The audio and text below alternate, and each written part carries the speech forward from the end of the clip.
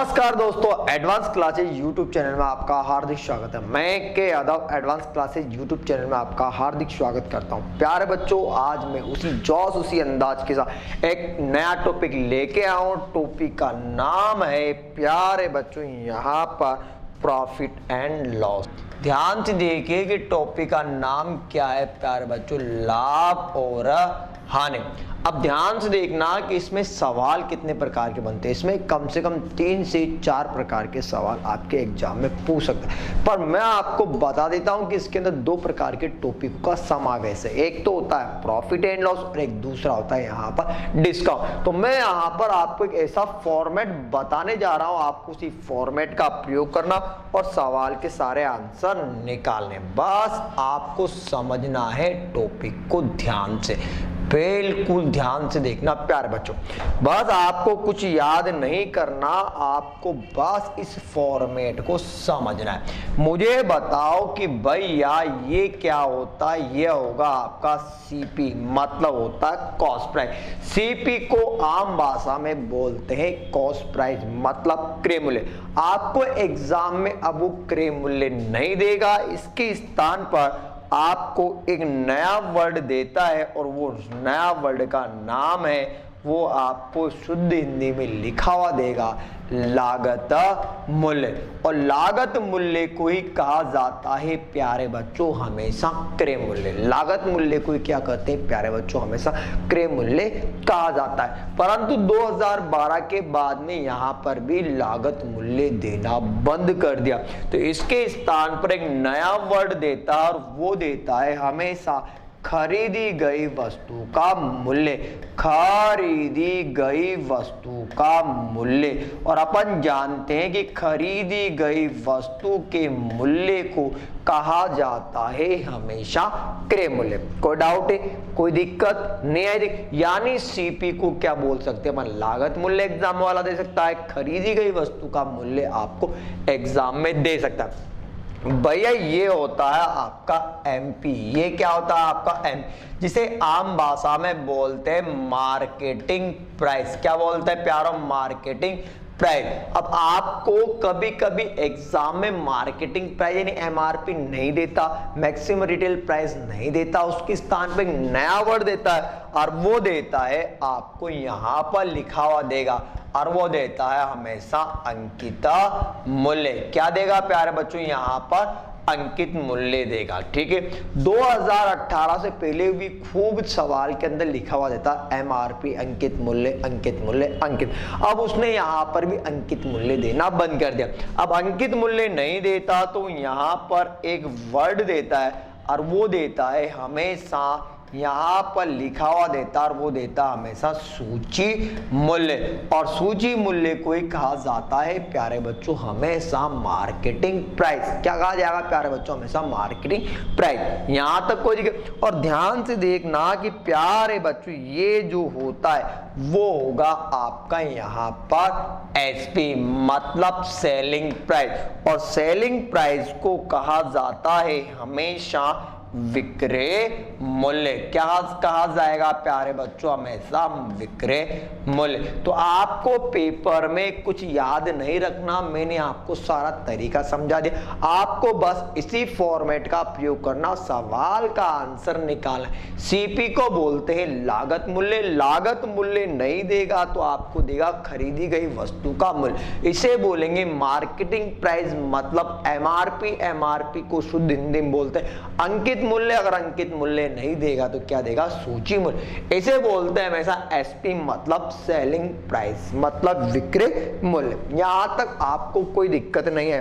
ध्यान से देखना प्यारे बच्चों की जो भी वृद्धि की जाती है या फिर कमी की जाती है, कहने का मतलब है कि जो भी इंक्रीज किया जाता है या डिक्रीज किया जाता है, यानी वस्तु का मूल्य या तो बढ़ाया जाता या फिर घटाया जाता है। जो भी वस्तु का मूल्य बढ़ाया जाता या फिर घटाया जाता वह हमेशा किस पर किया जाता है प्यारे बच्चों, हमेशा क्रय मूल्य पर। यहां तक कोई दिक्कत परंतु ध्यान से देखना कि जो भी डिस्काउंट दिया जाता है, मतलब डिस्काउंट को हम भाषा में बोलते हैं छूट। छूट आपको एग्जाम में नहीं देगा तो आपको पेपर में देता है बट्टा।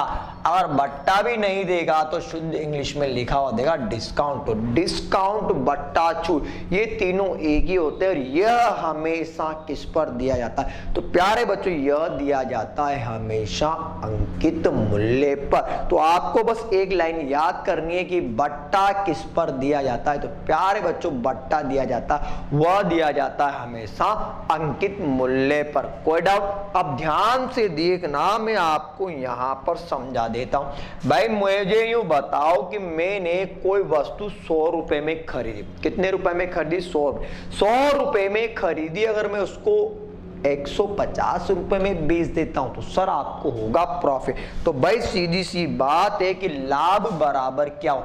तो अपन जानते हैं कि लाभ बराबर क्या होगा? तो लाभ बराबर होगा विक्रय मूल्य माइनस क्या होगा प्यारे बच्चों? आपका क्रय मूल्य। अगर मैं विक्रय मूल्य में से अगर क्रय मूल्य को घटाऊंगा तो भैया आएगा आपका क्या? लाभ। कोई दिक्कत? परंतु ध्यान से देखना प्यारे बच्चों, मुझे बताओ कि 100 रुपए में मैंने खरीदा और 80 रुपए में उसको बेच दिया, तो क्या हुई यहां पर? हानि।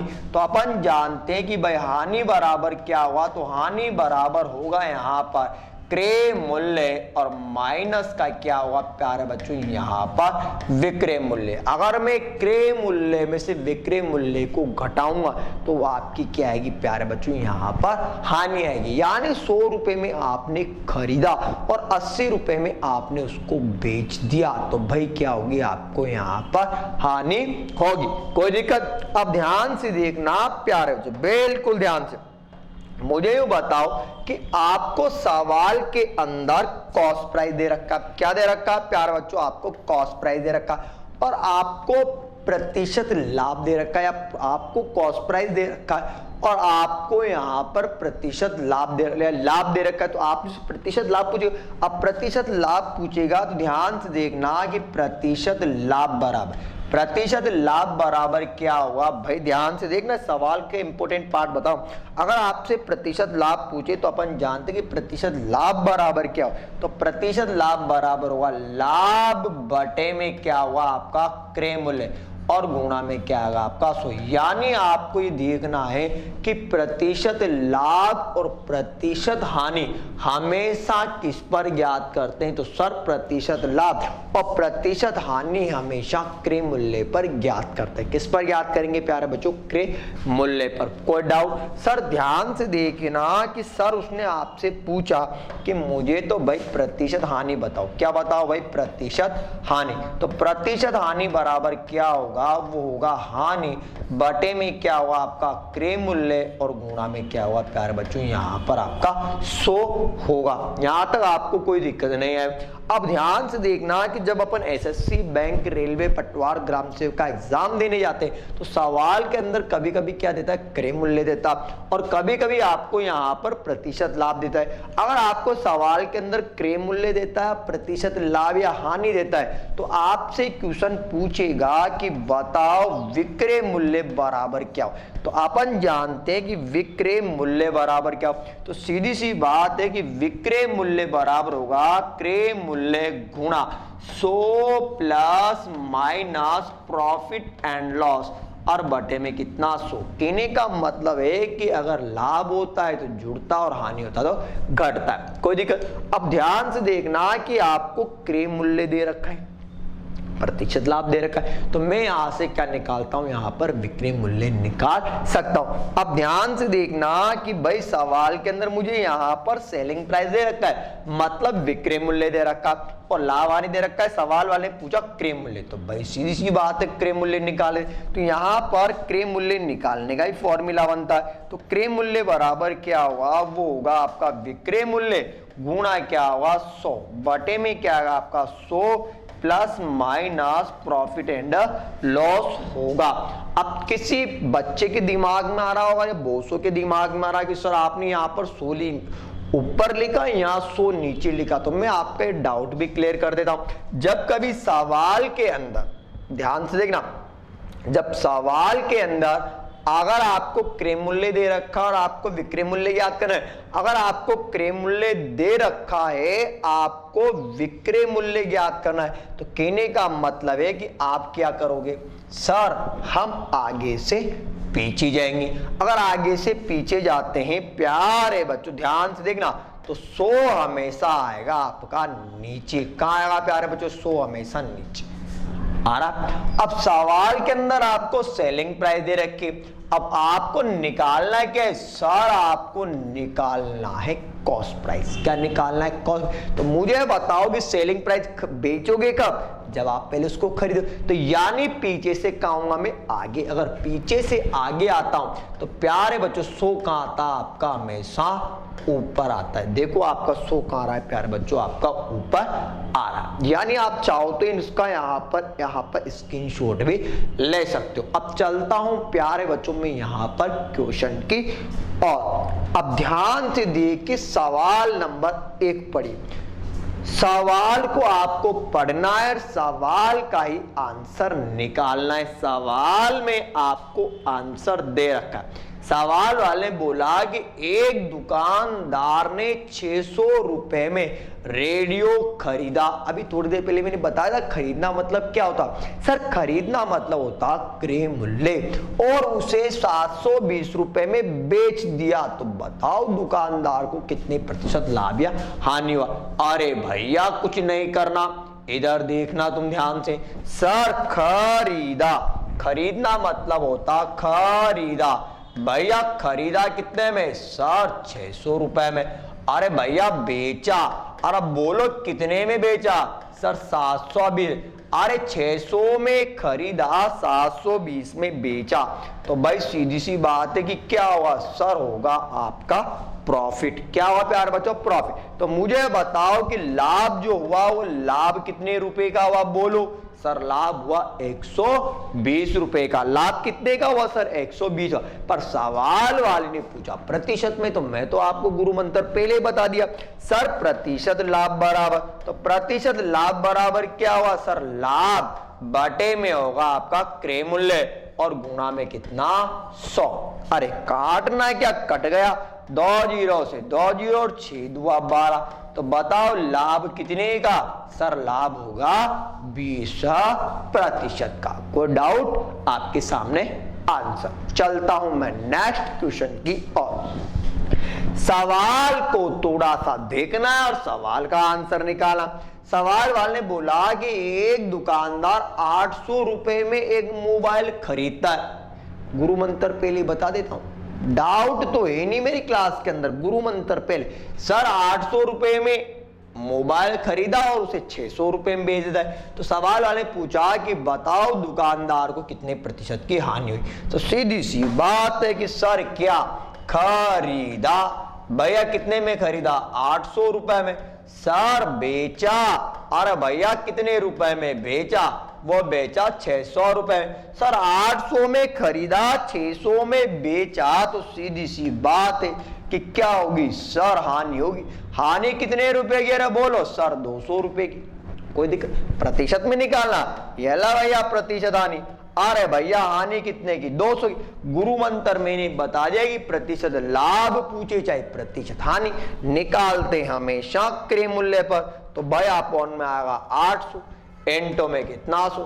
काट दे भैया, कितनी बार कटेगा, सर कटेगा क्या, कट गया 4 बार, और इधर कटेगा। तो बताओ प्रॉफिट कितना, सर मतलब जो लॉस होगा वो लॉस कितना होगा, सर 25% का। यानी यही क्या हुआ आपका आंसर।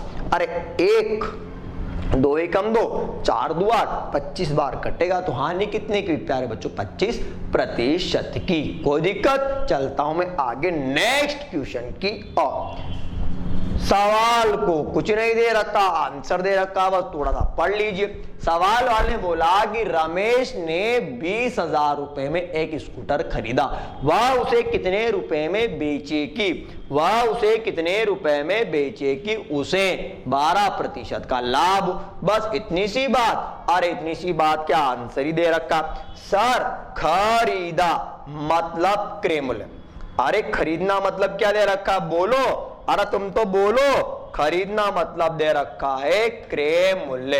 भैया कितना, अरे 20,000 लाभ दे रखा है क्या, बिल्कुल लाभ बराबर कितना 12%। थोड़ी देर पहले मैंने बताया सवाल के अंदर क्रय मूल्य दे रखा, लाभ दे रखा है। सवाल वाले बोला कितने रुपए में बेचे, बेचना मतलब सेलिंग प्राइस, मतलब विक्रय मूल्य।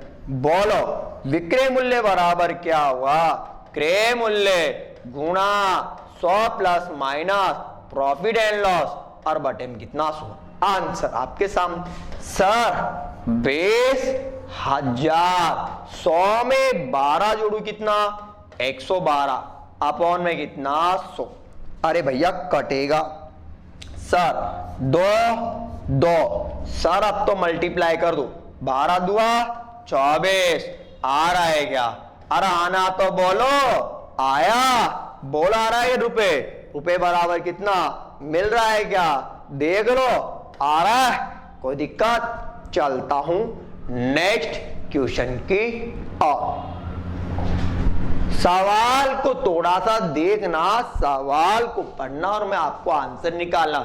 मीनाक्षी ने 26,000 रुपए में एक मोटरसाइकिल खरीदी और वह उसे कितने रुपए में बेचे, बेचे मतलब हो गया विक्रय में कि पूरे लेन देन में 18% की हानि हो। तो बताओ मीनाक्षी ने कितने रुपए में बेचा। अरे भैया कुछ नहीं करना, आंसर दे रखा, तुम्हारी समझदारी के लिए मैं बता देता हूं।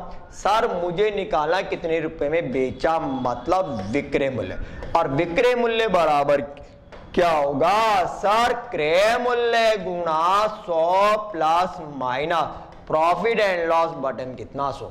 सर 26,000 भैया आया, भैया 100 में से अगर 18 घटाऊंगा, 100 में से 18 घटाऊंगा तो बोलो कितना बचेगा सर, 82 बचेगा अपॉन में कितना 100। 2 जीरो से 2 जीरो काट दो सर, कटेगा, कोई डाउट। अब मल्टीप्लाई करना, 26 मतलब 2600 इंटू 82, ठीक है, अपॉन में कितना कुछ नहीं, ठीक है प्यारे बच्चों। चलो मल्टीप्लाई कर लेते हैं। मल्टीप्लाई करना है तो मैं आपको 2 तरीके बता देता हूं। अब पहले मैं इसको इधर मल्टीप्लाई करता हूं, अगर मैं 82 को 2 से मल्टीप्लाई, यानी मैं क्या करता हूं यहां पर 20 से मल्टीप्लाई कर लेता हूं। अगर मैं 82 को 20 से मल्टीप्लाई करता हूं तो आपका आया 16,400 आया। फिर मैं 82 को 6 से मल्टीप्लाई करता हूं तो भैया 6 दुआ 12, 8 6 48 रे कितना 49 आया, मतलब ये आ गया आपका। ठीक है प्यारे बच्चों, कोई दिक्कत सर, दिक्कत तो नहीं है ना, अरे देख आने भी नहीं चाहिए, ध्यान से देखना। सर अब मैं इन दोनों को ऐड कर देता हूं। प्यारे बच्चों अगर मैं इन दोनों को ऐड करता हूं तो कितना आ रहा, 400 आ रहा है क्या, बिल्कुल आ रहा है प्यारे बच्चों।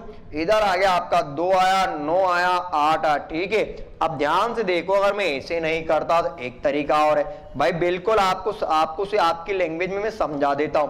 इधर देखना कि मैं क्या करूंगा, यहां पर 82 देख लो, इधर 82 को मल्टीप्लाई कर देता 26 से, भाई 6 दुआ 12, इधर देखना 48 और 1 कितना 49, इधर आया आपका 4, इधर हो गया 16, ठीक है प्यारे बच्चों। सर 2, इधर 3, इधर 1 आ रहा है, अरे आना तो बोलो, आ रहा है मतलब कितना, अरे 21,320 रुपए। और यही क्या होगा प्यारे बच्चों, सर यही होगा अपना आंसर। ठीक है प्यारे बच्चों, कोई डाउट, कोई दिक्कत है क्या, नहीं आई दिक्कत। चलता हूं मैं नेक्स्ट क्वेश्चन की ओर। सवाल वाले ने जो बोल रखा उसको पढ़ना। रितु ने अपनी घड़ी 700 रुपए में बेची तो उसे 40% का लाभ हुआ। तो बताइए रितु ने उस घड़ी को कितने रुपए में खरीदा। अरे भैया आंसर दे रखा, अरे आना तो बोलो, अरे दे रखा है ना भैया, बेचा मतलब सेलिंग प्राइस 700 रुपए। भैया यहां पर लाभ दे रखा प्रॉफिट प्रतिशत कितना 40। सवाल वाले पूछा कॉस्ट प्राइस, मतलब निकालना है अपन को कॉस्ट प्राइस, मतलब निकालना है क्रय मूल्य। सर निकाल दो। अरे फॉर्मूला बताया ना, बताओ सीपी बराबर क्या हुआ, एसपी गुणा 100 बटे माया 100 plus minus profit and loss. भैया इधर देखना सर 700 इंटू कितना 100, अरे 100 में 40 जोड़ू कितना 140। सर 100 में 40 क्यों जोड़ा, सर प्रॉफिट हो रहा। अरे भैया काटने में दिक्कत नहीं आए, अरे 0 से 0 कटेगा, 7 एकम 7, 7 दुआ 14, फिर मेरा तो कट जाएगा इधर 5 बार, बराबर कितना आया 500 रुपए। तो बताओ रितु ने उसे कितने रुपए में खरीदा। तो सर रितु ने उसे खरीदा ना, वो खरीदा प्यारे बच्चों बोलो, अरे कितने रुपए में, सर रितु ने उसे 500 रुपए में खरीदा। कोई डाउट, चलता हूं मैं नेक्स्ट क्वेश्चन की ओर। सवाल वाले ने जो बोला उसको समझना। मीनू ने एक कैलकुलेटर 900 रुपए में बेचा तो उसे 40% क्या नहीं, तो बताओ मीनू द्वारा उसे कितने रुपए में खरीदा गया। अरे भैया सेम सवाल, भैया मीनू ने खरीदा था, वो खरीदा, अरे मीनू ने जब बेचा ना, मतलब सेलिंग प्राइस दे रखी 900 रुपए, सर हानि दे रखी प्रतिशत लॉस, बराबर कितना दे रखा है, सर 40% दे रखा। निकालना है कॉस्ट प्राइस, यही निकालना है ना, सर निकाल दो। सर फॉर्मूला लगाओ, बोलो क्रय मूल्य बराबर क्या, सर विक्रय मूल्य गुणा 100 बटे में आएगा 100 plus minus profit and loss. ध्यान से देखना, सर विक्रय मूल्य दे रखा है आपको 900, एंटो में कितना 100। प्यारे बच्चों सवाल वाले ने बोला हानि, अगर 100 में से 40 घटाऊं तो कितना 60। सर कटेगा, बिल्कुल कटेगा प्यारे बच्चों, बिल्कुल ध्यान से देखना, ठीक है ना, यहां तक तो कोई दिक्कत नहीं। सर 0 से 0 कटेगा, 3 दुआ 6, 3 तिया 9, फिर कटेगा प्यारे बच्चों यहां पर 50 बार, बराबर कितना आया, सर आया 1500 रुपए, और यही होगा मेरा आंसर। कोई डाउट, कोई दिक्कत। प्यारे बच्चों आज के लिए बस इतना ही, मिलूंगा नेक्स्ट वीडियो में इसी जोश, इसी उल्लास, इसी उमंग के। तब तक आप हमारे YouTube चैनल को दीजिए शेयर कीजिए, लाइक कीजिए, सब्सक्राइब कीजिए, साथ के साथ आप हमारे YouTube चैनल के बेल आइकन को दबाना बिल्कुल ना भूले। मिलेंगे नेक्स्ट वीडियो में, तब तक के लिए धन्यवाद।